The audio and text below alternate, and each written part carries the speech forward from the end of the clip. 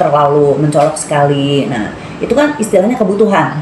Karena seorang artis itu kan istilahnya konsumsi publik. Kalau untuk misalkan ada riwayat silikon, suntik silikon berarti kan dia suntik silikon. Nah, untuk suntik silikon itu memang ada masalah tersendiri karena silikon itu tidak hilang. Artinya satu, silikon adalah bahan yang silikon yang disuntik ya, silikon cair itu adalah bahan yang tidak bisa diserap oleh tubuh kita. Jadi ketika melakukan penyuntikan, silikon itu akan ada terus di jaringan kita dan bahkan silikon itu bisa migrasi, artinya pindah letaknya. Misalkan tadinya kita maunya di target areanya di sini, tapi sepanjang dengan waktu dia ternyata bisa migrasi ke mana-mana sehingga mungkin membuat bentuk muka yang diinginkan menjadi berubah.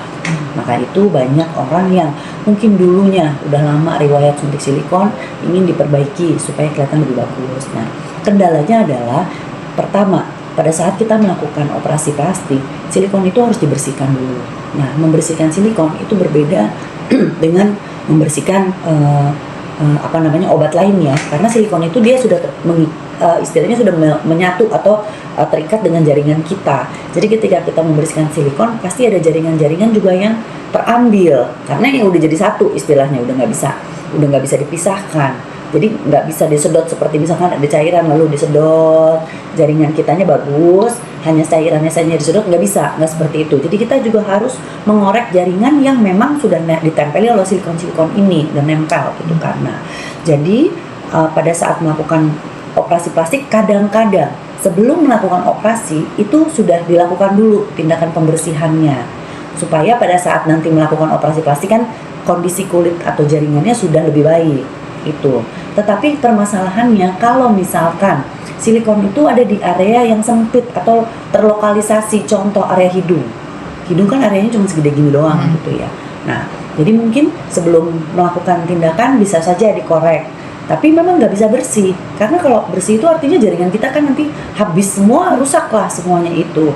Jadi mungkin masih ada sisa sedikit, lalu dilakukan tindakan operasi plastik yang untuk memperbaiki bentuk yang mungkin sudah nggak seperti yang diinginkan ya dari dulunya nih, karena kan berubah itu silikon itu. Nah, kendalanya kadang-kadang silikon ini mengganggu penyembuhan.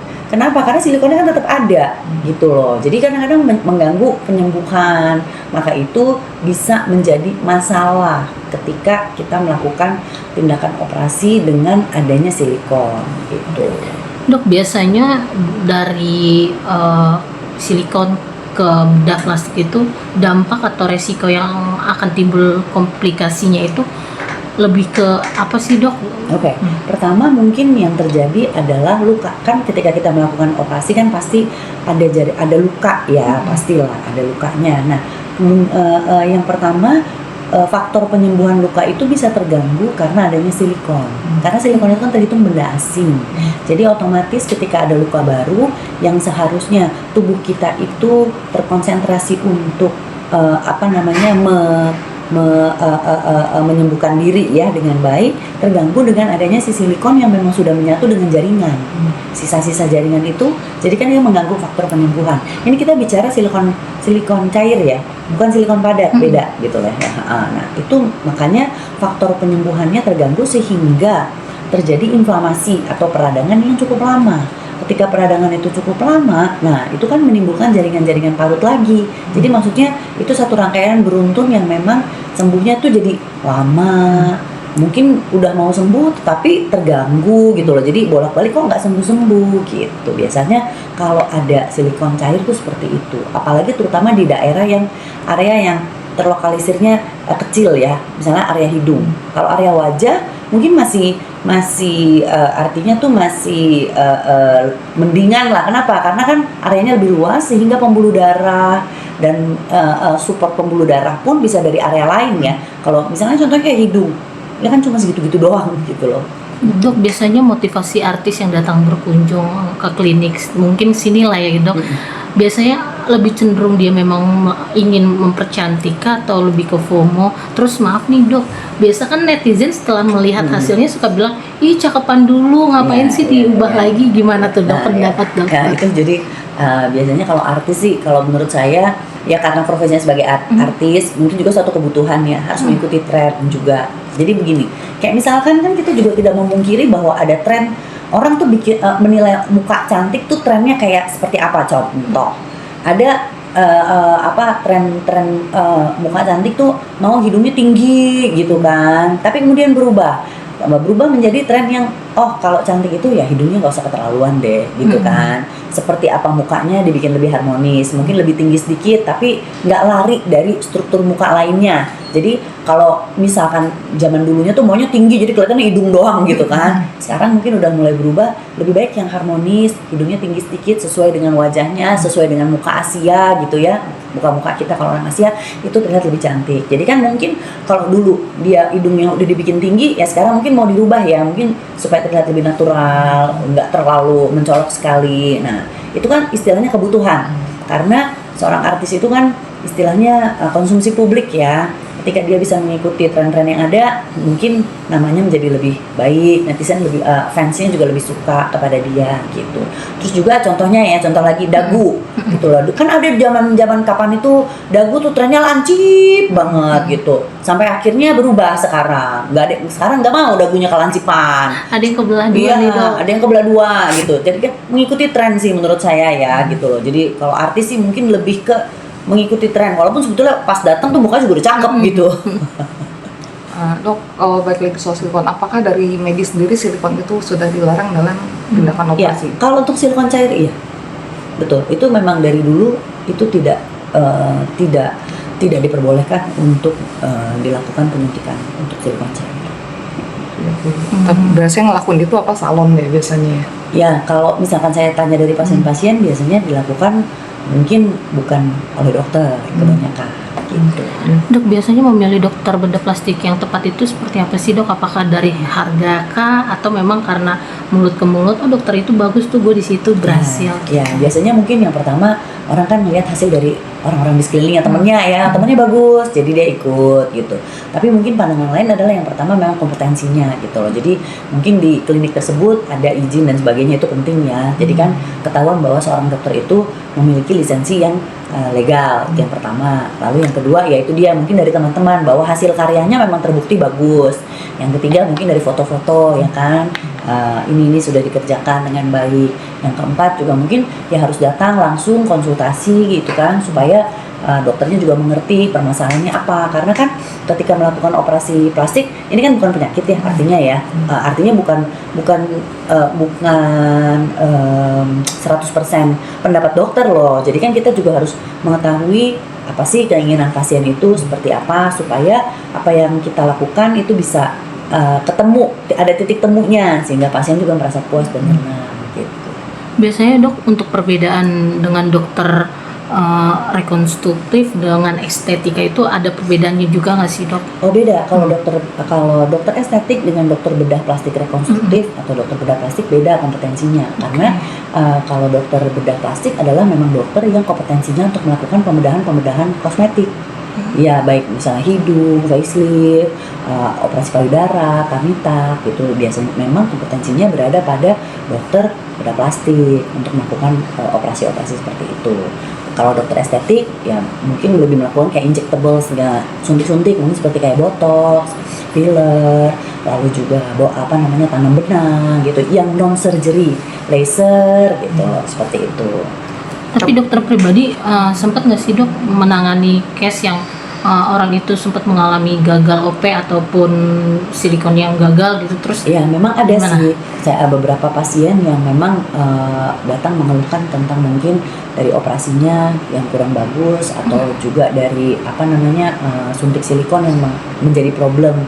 Jadi memang ada pasien yang pernah menyuntikkan silikon tuh ke wajah atau ke hidung, sehingga ketika dia mau melakukan operasi plastik tanda kutip yang mungkin lebih legal artis ya, artinya lebih prosedural gitu, menjadi problem masalah. Jadi memang kita pelan-pelan harus membersihkan dulu jaringan silikon cairnya itu. Mungkin itu juga terjadi beberapa kali baru kita bisa melakukan tindakan bedah plastiknya supaya hasilnya bisa lebih maksimal ya. Tapi kita juga memberikan pengertian kepada pasiennya, karena silikon itu tanda kutip memang bisa menjadi masalah ya. Tetapi pada saat kita lakukan surgery kan kita juga memantau proses kesembuhannya.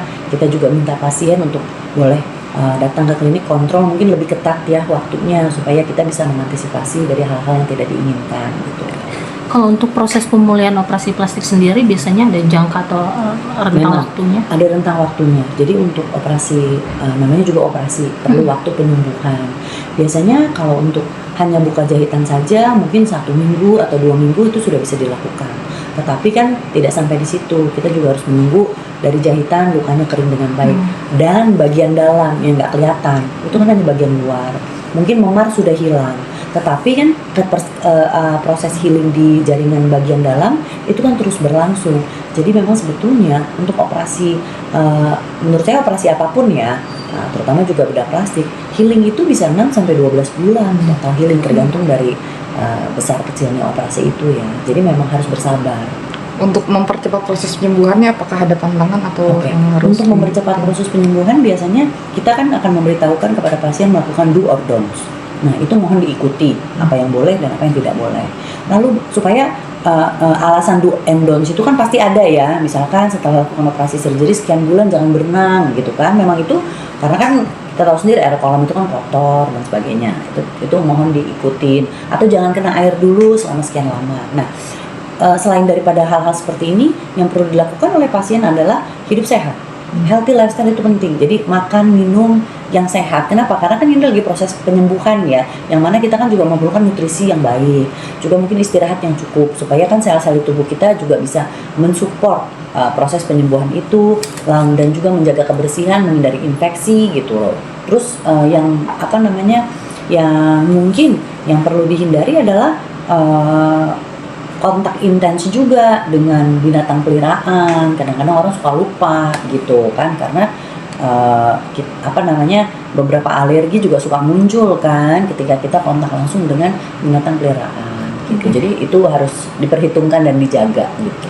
Dok, mungkin terakhir dari saya, gimana sih dok menghadapi tekanan sosial terkait operasi plastik yang mana saat ini kan netizen lebih bilang gini, udah dikasih bagus sama Tuhan masih aja di OP, gimana tuh? Apalagi di sosmed makin ini kan? Iya, makin kenceng ya, dan pressure juga menurut saya semakin semakin ketat lah ya, persaingan dan comparison, maksudnya perbandingan itu juga semakin luas. Dibandinginnya bukan cuma sesama artis dalam negeri, dibandinginnya juga sama artis yang di luar negeri gitu kan. Si ini, si itu, si ini, si itu, karena yang netizen suka gitu deh gitu. Cuma mungkin melihat kepada kebutuhan masing-masingnya seorang artis itu, terutama seorang artis ya, mungkin lebih baik melihat kepada kebutuhan dirinya. Kalau memang merasa memang harus melakukan operasi plastik ya silakan saja, tetapi nah itu timing untuk melakukan operasi plastik pun harus dicermati.